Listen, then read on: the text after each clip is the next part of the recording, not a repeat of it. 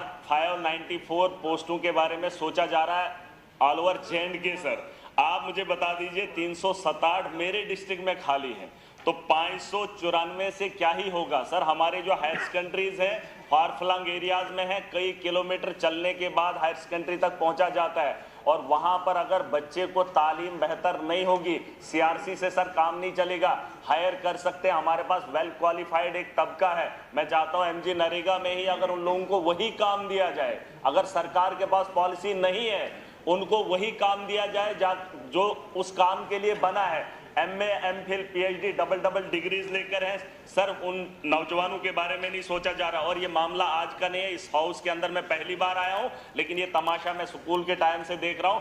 जो 2003 में higher secondary थी, न तब लेक्चरर था और न अब लेक्चरर है सर। इसको थोड़ा सा सोचना चाहिए, चाहे ये लोग हैं या हम लोग हैं सर। अगर हायर सेकेंडरी में एजुकेशन में स्टाफ नहीं होगा तो हमारी नस्लें बेहतर कैसे मुमकिन है। तो इस पे प्रायोरिटी पे 594 से काम नहीं चलेगा सर।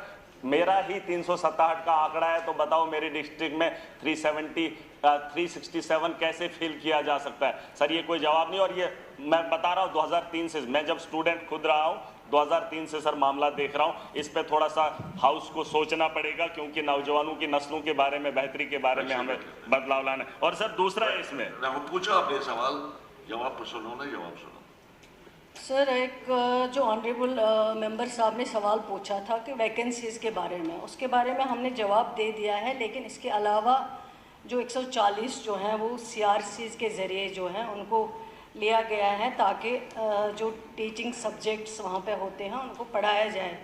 उसके बावजूद जो है डिपार्टमेंटल प्रमोशन के ज़रिए भी जो है उसमें भी लेक्चरर्स जो हैं 10+2 की डेफिशिएंसी जो है उसको पूरा किया जा सकता है। उसके अलावा जो ऑनरेबल MLA साहब 594 पोस्ट की बात कर रहे हैं, ये 3 साल से कहाँ सुन रहे हैं जब से पढ़ रहे हैं। ये तो जब ये सरकार बनी उमर अब्दुल्ला साहब की क़ियादत में, उसके बाद ये पोस्ट जो है, जब हमने शुरू किया था एजुकेशन डिपार्टमेंट संभाला था, उसके बाद ये 594 पोस्ट जो है सर्विस सिलेक्शन बोर्ड को रेफ़र किए गए हैं।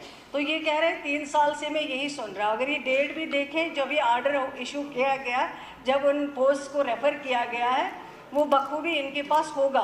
कमी तो है, मैं मानती हूँ कि कमी है, लेकिन ये कमी जो है इसको टाइम लगेगा जो है पूरा करने में। हम भी चाहते हैं कि availability of teachers, lecturers, professors, assistant professors जो हैं वो होनी चाहिए, क्योंकि जब आपके पास डिपार्टमेंट होगा, एजुकेशन जो है इंस्टीट्यूशंस होंगे, लेकिन उनमें टीचर नहीं होगा, उनमें प्रोफेसर नहीं होगा, उनमें असिस्टेंट प्रोफेसर नहीं होगा, फिर उन इदारों का कोई मायने नहीं है, कोई मतलब नहीं है। मैं खुद मानती हूँ इस चीज़ को, लेकिन अब जो है जो 10 साल में रिक्रूटमेंट नहीं की गई हैं, जैसे वैकेंसीज आती गई, रिटायर हो गए लोग, SRO केसेस नहीं लग पाए इतने बरसों में, तो अब ये 3 महीनों में या 4 महीनों में कमी पूरी तो नहीं होगी, इसमें टाइम लगेगा पूरा होने में। और कब पूरी होती है, जितना पॉसिबल होगा, जो डिपार्टमेंट के हाथ में है।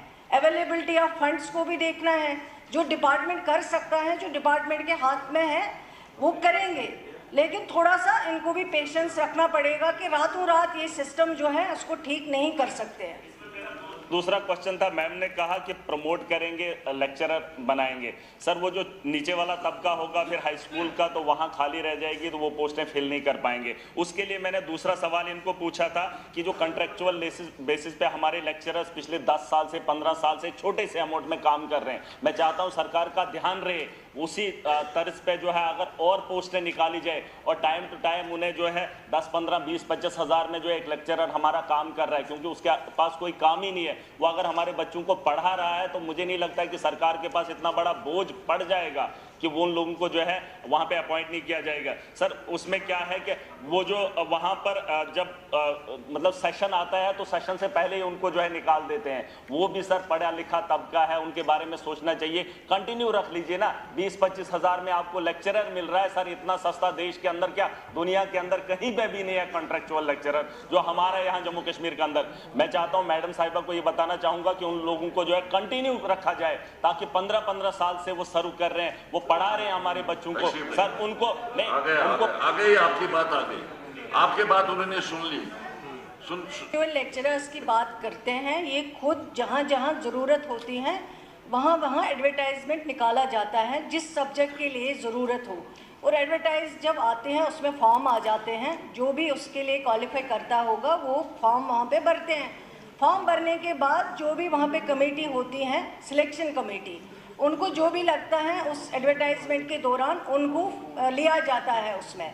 लेकिन अब 15 साल या 8 साल या 1 साल के लिए जो वहाँ डिसाइड करते हैं कि कितने देर में इनको रखना है, और जब री एडवर्टाइज हो जाता है, जो टाइम दिया जाता है इसमें, जब री एडवर्टाइजमेंट हो जाता है 1 साल के बाद या 2 साल के बाद, उनको भी उसमें मौका दिया जाता है ताकि वो फिर से अप्लाई करें। अगर उनको फिर से एज पर मेरिट जो है फिर से अगर उनको कंसिडर किया जा सकता है, और उनके लिए कुछ जो है परसेंट इसका भी रखा जाता है कि एक्सपीरियंस इनका है, इन्होंने इतने देर काम किया है, इनकी क्वालिफिकेशन ये है, वो वहाँ पे देखा जाता है, उसको भी कंसिडर किया जाता है। चलिए कोई बात नहीं। अच्छा तशरीफ रखिए, आप तशरीफ रखिए।